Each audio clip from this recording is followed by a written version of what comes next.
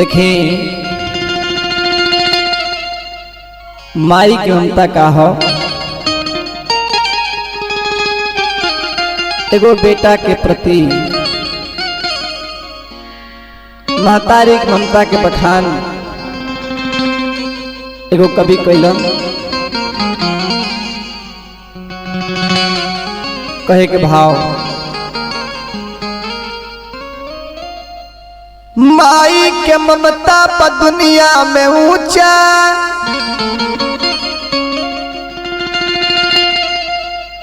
अरे माई से बढ़ के न कोनो आधार बा। माई के दिल में बसे आग पानी, ऐसन ई माई के ममता में प्यार बा।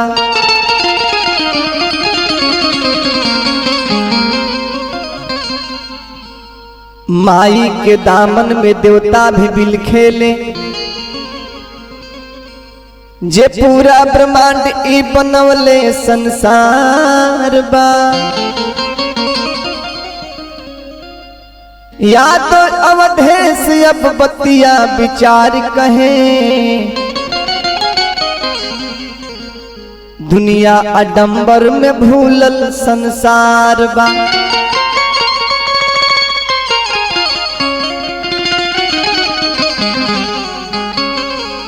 एगो महतारी अपना बेटा के पोस के पाल के सियान करतिया, आऊ बेटा महतारी बाप के बुढ़ापा अवस्था में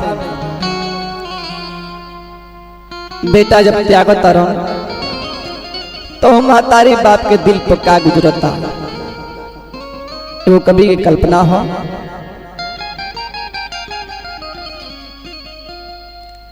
हर के तना दर्द सह के माई,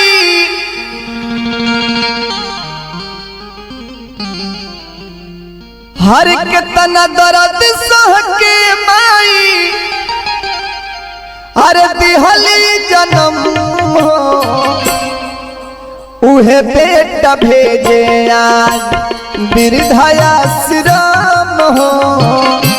उहे बेटा भेजे आज वृद्धाश्रम हो। उहे बेटा भेजे आज। कितना दर्द सह के माई, कितना दर्द सह के माई, दिहली जन्म उहे बेटा भेजे आज वृद्धाश्रम हो। उहे बेटा भेजे आज।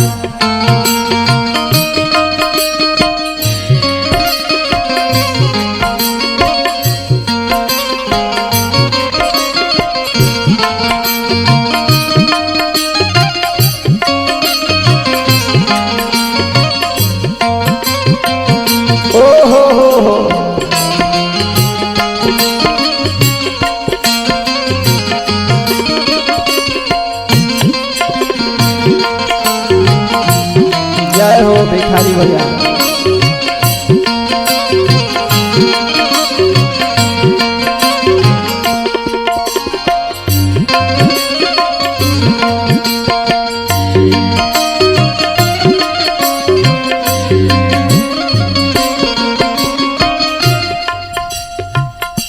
बचपन में पोसी पाली, तेलवा लगैली, अपने न खैली माई बबुआ के खियैली।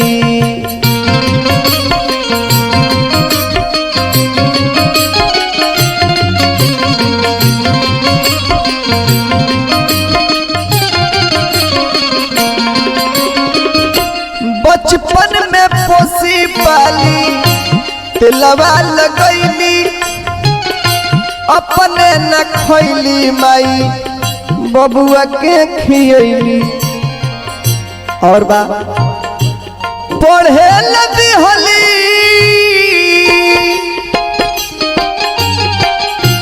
पढ़े लदी हली जे के कापिया कलम हो। उहे बेटा भेजे आज वृद्धाश्रम हो उहे बेटा भेजे आज वृद्धाश्रम हो उहे बेटा भेजे आज।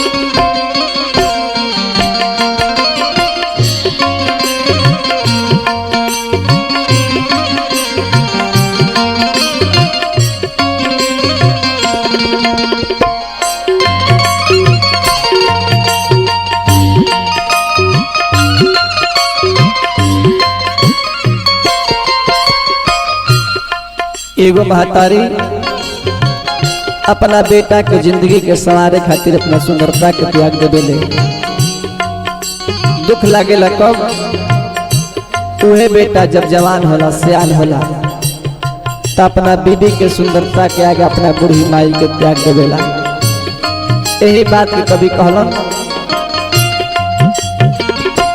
कोइली न रूप के तनिको गुमान हो कब काहे बबुआ के बदलल ईमान हो।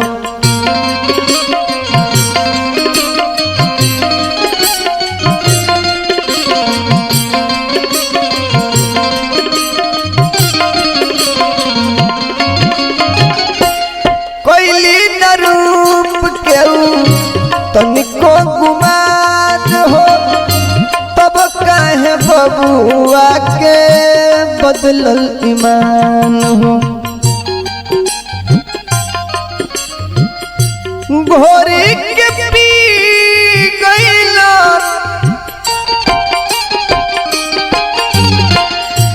घोरी के पी गईला लाजिया शरम हो उहे बेटा भेजे वृद्धाश्रम हो उहे बेटा भेजे वृद्धाश्रम हो उहे बेटा भेजे।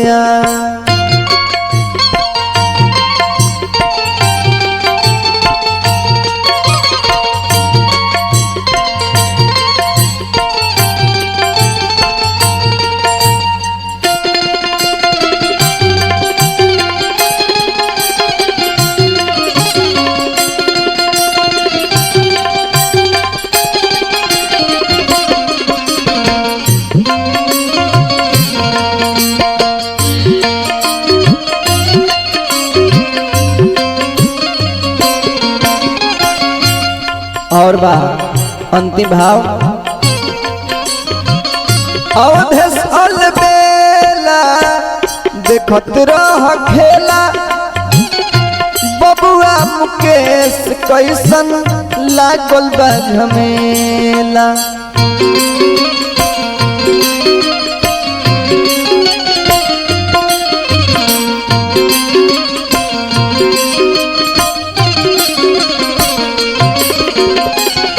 अवधेश अलबेला देखत रह खेला बबुआ मुकेश कैसन लागल बा झमेला। रोहित राज बुले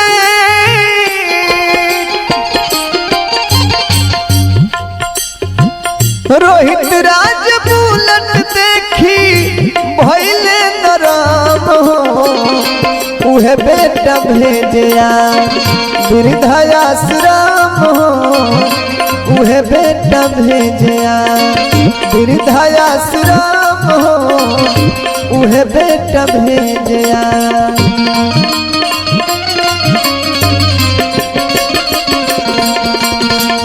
कितना दर्द सह के माई इतना दर्द सह के माई दिहली जन्म हो उहे बेटा भेजया वृद्धाश्रम हो उहे बेटा भेजया वृद्धाश्रम